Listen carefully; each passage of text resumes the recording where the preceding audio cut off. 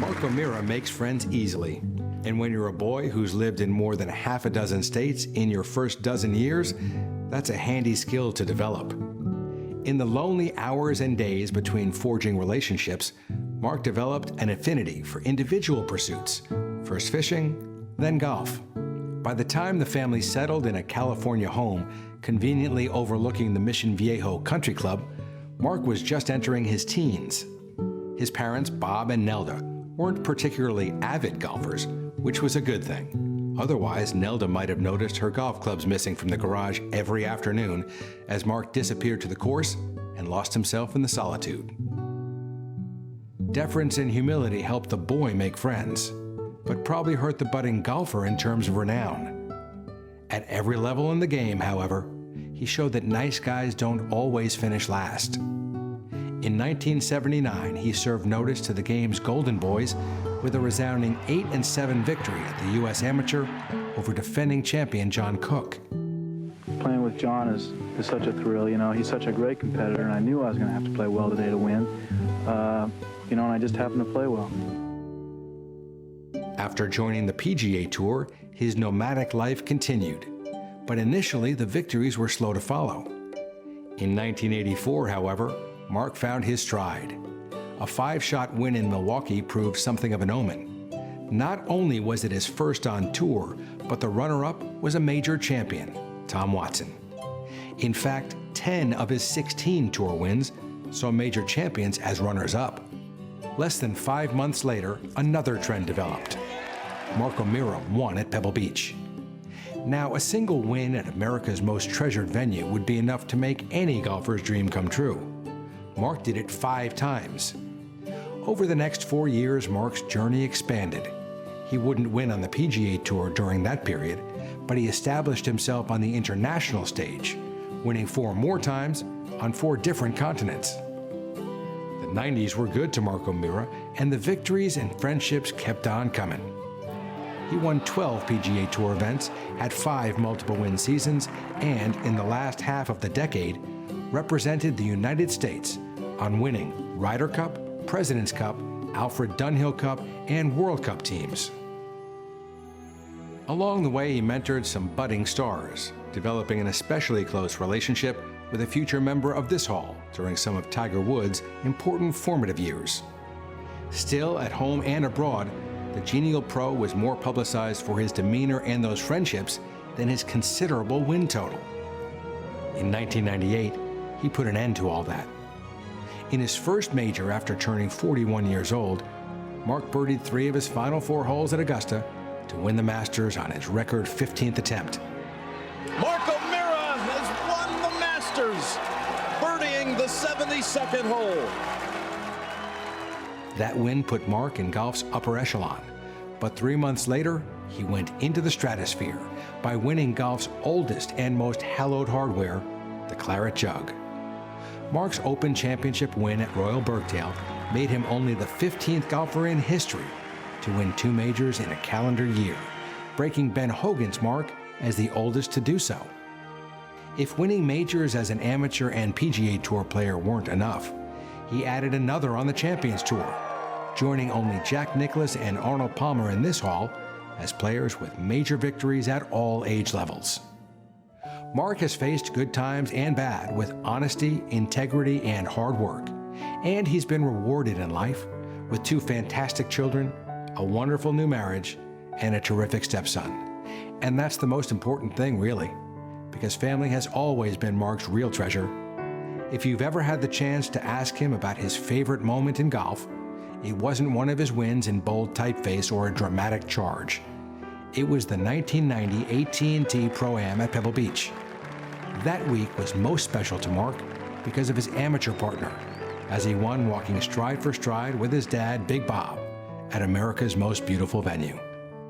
I've asked Mark a few times to describe his game, and he responded the same way every time. He'd say he was a nice player, maybe even a good one, but not great. Jack and Arnold, now they're great players. Well, when Mark Meara gets to his locker at the hall, he can look 5 to his left and see the name Nicklaus, 4 to his right, and he'll see the name Palmer. Because you see, nice players don't win 16 PGA Tour events, and more than 30 times on 5 different continents. Good players don't win majors at every level, including 2 in 1 year.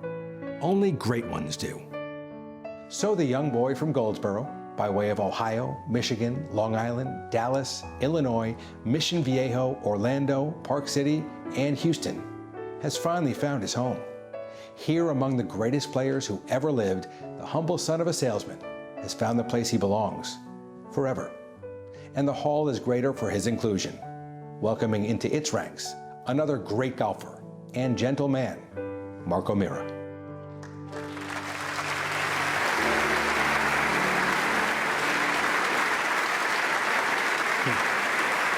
Some things are certainly well worth waiting for, and that Meara is inducted into the World Golf Hall of Fame at this magical place in this wonderful class can only be described as perfectly fitting. For almost a decade, I was a part of the voting process, and when that selection criteria and everything changed, I wondered what it would be like. Well, this class, 2015, is exceptional even by the standards put forth by the World Golf Hall of Fame. You have A.W. Tillinghast, who came to this country, to this town, and then went back to mine and changed the landscape of golf, figuratively and literally. You have 2 wonderful players who I grew up watching all of their great shots, Dame Laura Davies and David Graham. And what about the last inductee? Well, if you're lucky enough to call Meara your friend, you're lucky enough indeed. He's a true friend of the game. Also, he's my friend and a friend to so many people out there and in this hall right now. And now he rightfully takes his place in the World Golf Hall of Fame. Ladies and gentlemen, Meara.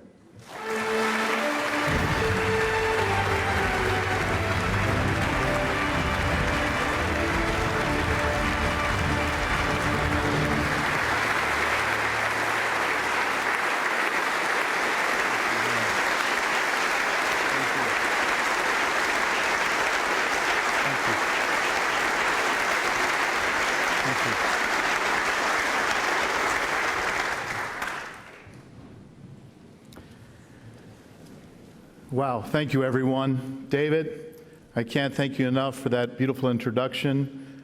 You know, it's just an incredible evening. For me to finally at this moment in my life at 58 years of age, to be recognized, I want to thank the World Golf Hall of Fame members for their vote of confidence, and certainly to Arnold Palmer, Gary Player, Annika Sorenstam, and Nancy Lopez for their vote, because as David pointed out earlier, and I know Laura feels this way, and certainly the Tillinghast family, to have their vote of confidence to be this year's class of inductees into the World Golf Hall of Fame, it's just an amazing thing. To my family, my friends, my family, as David pointed out, they mean so much to me. They've been my inspiration, they've been my guide. You know, as a young man growing up, moving around the country, as Dave pointed out, I think I lived in about 9 different states by the time I turned 13. My dad, being a furniture salesman in the industry where he was always being flushed around, and Mom would get all the kids in the station wagon, and we'd pretty much go from town to town. When I moved to Southern California in 1969, into a little town called Mission Viejo, well, back then it was a little town. There was only about 13,000 people. And I remember moving into our house, and I looked down and I saw a golf course down there. It was a private, semi-private club called Mission Viejo Country Club. And I don't know why I did this, but for some reason I went in, and I think when you get shuttled around a lot as a young person, sometimes it's very difficult to make new friends. And all of a sudden, for some reason, I got my mom's set of clubs out of the garage, and I went down to the course. Tried not to get in the way, tried to help the pro by picking up the baskets on the range. And back then, you know, necessarily the junior golfers weren't always necessarily that welcomed out there on the golf course. But for some reason, I fell in love with the game of golf. It kind of really became my passion. And not only my passion, but it became my friend. And luckily for me, there was a lot of other guys and some high school players that were down there. We all became friends. We created a bond. And back in that era, you know, necessarily 1969, 70, 71, you know, golf necessarily wasn't that cool a sport to be playing. But for me, all of a sudden I found a game that not only taught me a lot about myself, but it taught me a lot about life. And as I progressed and played high school golf, we got a little bit better every year, went off to college. I remember there was an opportunity to go to a couple other different colleges as I was growing up, but to be honest, I really wasn't ready to leave home. And I told my father and my mother, I think they wanted me to maybe go off, but in a roundabout way, I was a little bit scared, to leave home at that time. And so I stayed around town, played college golf at Long Beach State, got a little bit better every year. I had my moments, we all do in this great game of golf. But fortunately for me, at the end of my college career, kind of about 22, I played in the U.S. Amateur, as it showed on the video earlier, in 1979 at Canterbury in Cleveland, Ohio. Drove my little Volkswagen Bug down to Cleveland from Chicago. My mom and dad were living in Chicago. I think my mother maybe gave me like $200. I said, Mom, $200? Really? I got to be there all week. She goes, oh, don't worry. You probably won't be there very long. Your dad, he's coming in. If you play well, we'll probably be in. So lo and behold, I got into the match play, played some wonderful players. It was a great field that year in 1979, and lo and behold, I got into the finals against John Cook, who was a very dear friend of mine. John being the defending U.S. amateur champion. I'm this kid from Southern California, playing the Ohio boy, in his backyard, basically there in Cleveland at Canterbury. And we got out there and we started playing, and I'm thinking, boy, I know I got to play one shot at a time, but I think I got to use this to my advantage. I got to really realize that, there's more pressure on John Cook than there is on me. So we get out there, we start playing. Of course, I'm 3 down after 5 holes. Looks like I'm not going to be faring too well. And luckily, I kind of turned it around a little bit, and lo and behold, I won 8 and 7. But I never thought about winning until I was in the 9th hole, which was our 27th hole.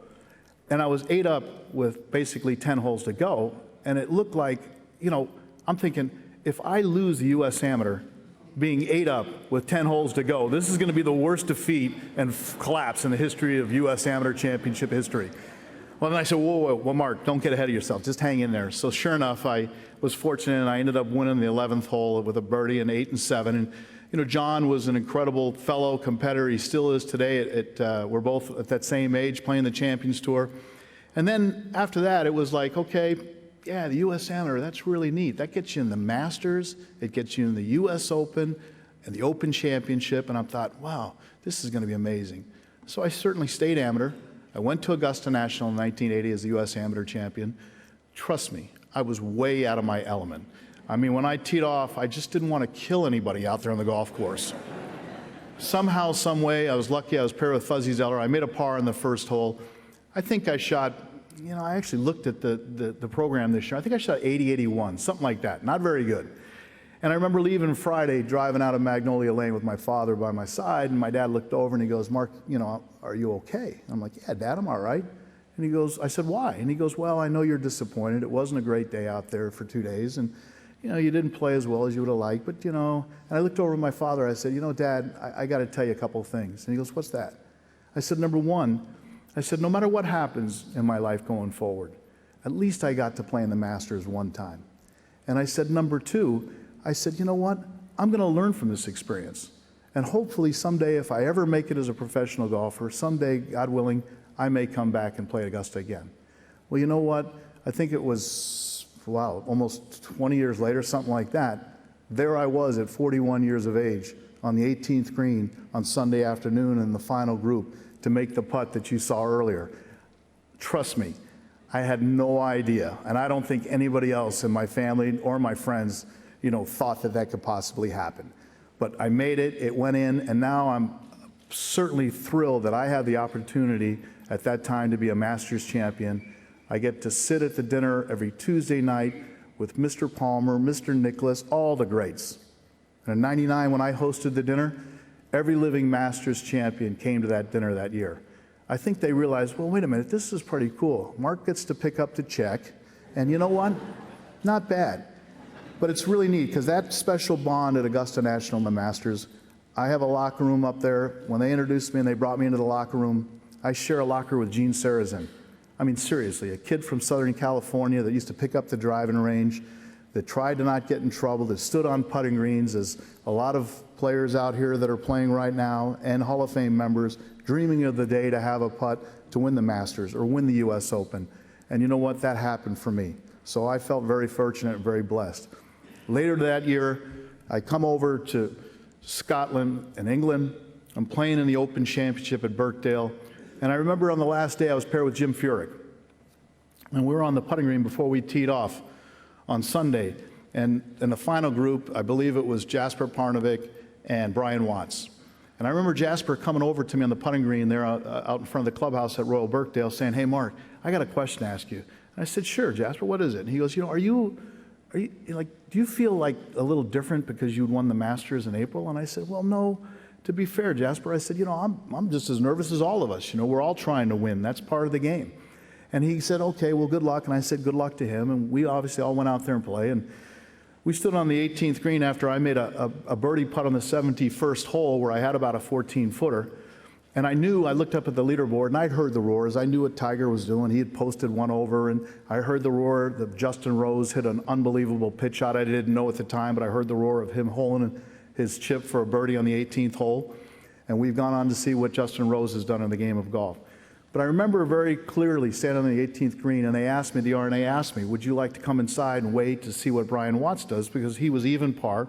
I had posted even par. He was out on the left side of the fairway.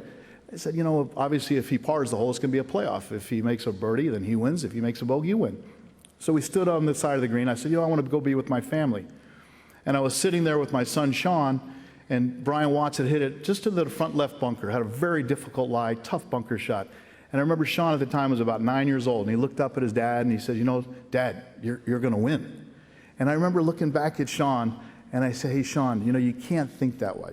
And he's like, "Well, what do you mean?" I said, "You always have to expect that your opponent is going to do something really, really well." And I'm saying this, I don't know why I'm saying it, but I'm saying it. And he kind of looked at me, he says, "Really?" And I'm like, "Yeah." And as I'm talking to Sean, Brian Watts gets in the bunker, and he hits this incredible bunker shot out, almost holds it, hits it like this far from the hole, right? My son looks up at me and he's like, "Dad, how'd you know he was going to do that?" And I said, "Sean, I didn't." I said, "But now we got to go in a playoff, so I got to be prepared." Well, fortunately, I obviously won in the playoff. I was able to hoist the claret jug. And my passion for links golf, the fact that the World Golf Hall of Fame is being conducted here at Younger Hall at St. Andrews, the week of the Open Championship, just means even that much more. And for the Hall of Fame members that have come tonight and attend, and my fellow professionals that are also here that have come attend, that attain to become better pros and to try to hopefully someday win those major championships or have the dream come true of also having this opportunity to someday be a World Golf Hall of Fame member. I wish you all the best. And also, I just want to point out something. There's been so many people that have had an impact on my life, and to be able to thank all of them, it would be impossible. But the people that know that they've had an impact on my life, I want them to know that it hasn't gone unnoticed. And I also want to reach out to certainly, the instructors that I've had. Hank Haney obviously changed my life. Found him on the range at Pinehurst, North Carolina. Nobody knew who Hank Haney was. They kind of had a rough idea who maybe Mark Meara was because I was Rookie of the Year in 1981 on the PGA Tour. But he came to me, helped me understand that my swing was not quite right, promised me that we worked on all this stuff, which it didn't really work out so good right away. But I remember hitting balls at Pinehurst on the range.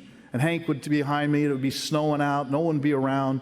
And he'd say, you got to get more rounded, Mark, your swing's too upright. And I'm topping him. I'm literally topping him. And he goes, "That's great, that's good." And I'm like, no, I'm a pro. I got to go make a living. I can't hit at this toppers or grounders all day. I mean, come on, Hank. And he goes, and I'd get mad and I'd maybe wing my club out in the range. And the next thing you know, all my clubs are laying out there in the golf range, And he looks at me, he goes, "Hey, we've got the umbrella here. Either that or we got to go back and start getting some clubs." So lo and behold, Hank helped me a lot. In '83, I struggled with the changes, but it started to come to fruition in '84. I started to play better. I had multiple top 10 finishes and finally won my first tournament in 1984, playing with Tom Watson on Saturday, Sunday at Milwaukee. And it was great because Tom Watson has always been an inspiration to me, incredible competitor. I've played with him on Ryder Cup teams, and I finished actually second to him on the money list in 1984. So I came a long way. But the fact of the matter is that golf is by far the greatest game. And the reason why I say it's the greatest game is because of the people that are in this room. Regardless if you're a great professional or even a good professional, if you're a high handicap amateur or a low handicap amateur, the game of golf brings us all together. It teaches you respect and honesty and dignity, and the friendships you make are tremendous. They go unnoticed. You keep them for life, those memories. And I just want to end on one little thing. It showed a clip of there. In 1985, after I won the big Crosby, the last Crosby, I was able to surprise my dad in 86, invite him to come and play with me. In 86, I brought my dad out and my mom out, and we played together. He made the cut, because I remember many times playing with Jack Lemmon. And unfortunately, Jack Lemmon never made the cut, but I wanted him so badly to make the cut. So my father and I made the cut. We played all 4 days. And then, lo and behold, a few years went by, and in 1990, I was able to win the AT&T Pebble Beach Pro-Am again. And I thought, it'd really be neat to bring my father back. And so in 91, I had my dad come and play with me. And as you saw on the tape there, what was special about it was not only that my father and I made the cut, but on Sunday, I was in the final group. I was leading the tournament, playing alongside my father. Now, there's not many sports that you can have a moment like that, and distinctly coming down the stretch, because my dad was obviously having a blast with the moment, because he was definitely that type of an individual. But I remember a couple short moments on 14, the par 5, and I was up on the green. I had a 12-footer for birdie. My dad had hit it. He gets obviously a shot on that hole. He's short of the green. It rolls back down off the front of the green on that very severe 14th hole at Pebble Beach. And so he tries to hit some kind of a miracle flop shot. But granted, he's a 16 handicap at the time. Of course, he chili dipped it. And then it came back between his feet. And then he hit it again, and it went up, and it came back down between his feet again. And I kind of looked over at my dad. I said, "Hey, Dad, it's okay. I got you covered here. It's fine. You only get one shot here." And then he paused for a second, and he looked up. He goes, "Hey, Mark." I said, "Yeah, Dad, what's that?" And he was loud enough. He goes, "Do you see all these people around the green here?" And I said, "Yes, sir." "What do you mean by that?" He goes, "These people can't relate to the way you play golf. They totally relate to the way I play golf."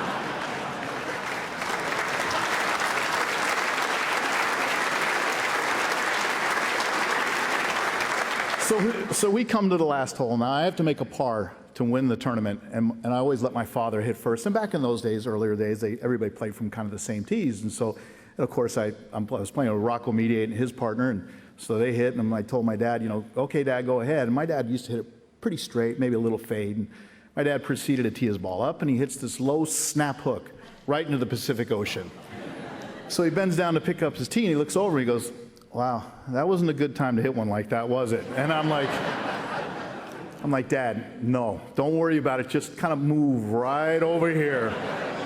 And I just kind of basically hold on for dear life. And luckily, I hit it down the middle towards the pine trees. And we're walking off the tee, and Pops comes over. And he goes, "Hey, what do you want me to do?"